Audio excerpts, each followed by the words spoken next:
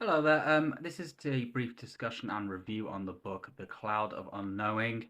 It is a book of a 14th century unknown monk who has handed down this work to his novice apprentice, I'm imagining.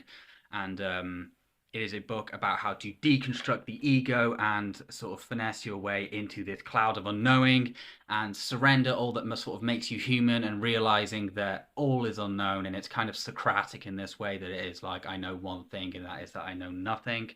Um, I know a lot of people are interested in the translations. The translation of this one is by Clifton Walters.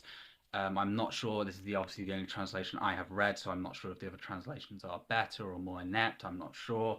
Um, but it is essentially this passing down of knowledge, and it is this surrendering to this utter dematerialization of being. And the more we dematerialize, the more deeper we sort of become closer to the essence of our soul. Say the humanity and all the sensations of such is like an elastic band ball, and we're unraveling it, and right in the middle is the marble, the soul, and the closer we can get to that marble, as far as my understanding of the book is, the closer we can get to God or the Creator.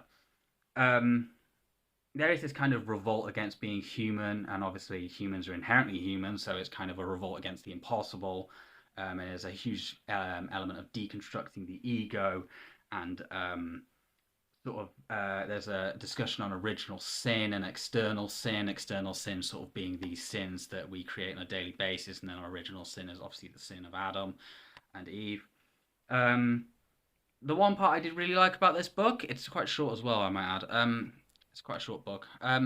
Is this discussion of there is no space, and when we pray, we put our hands up, and we're praying upwards because in the scriptures of Christianity, God and like Jesus ascend upwards, and the Trinity is seen as like this thing that goes upwards when there is no real space, there is no real dimensionality, there's none of this really exists. It's just still simply the cloud of unknowing. There's the human and the cloud of unknowing, and the sooner we realize we're part of this unknowing soup, this unknowing amalgamation, the better. And it is quite interesting because the universe is obviously unknown. Now, I'm going to preface this. I don't usually like to get into my own personal beliefs and stuff like that too much, but seeing as this is a review, I am not Christian. Um, I'm not strictly atheist. I'm open to the idea of a creator. However, I don't have like a doctrine or a ideology to that creator. So certain elements of it were somewhat lost on me, and I did mentally sign out once or twice of it, if I'm 100% honest, and I like to be 100% honest on these reviews, because it reminded me of, I was brought up very Christian, and it reminded me of my childhood days in church, and I think it was like a learnt behavior, like a Pavlov dog thing going on, where at parts I was reading it, and I just sort of did what I did when I was a kid in church, and I just sort of mentally signed out, which was really annoying, because I really wanted to read this book and drink in every word. However, it is an extremely good book where no matter what your beliefs are, because there is a lot of really beautiful essence to this book, and I'd highly recommend reading it regardless of your faith, because it's an interesting, even it's just an interesting dissection on meditation itself. It's just very good.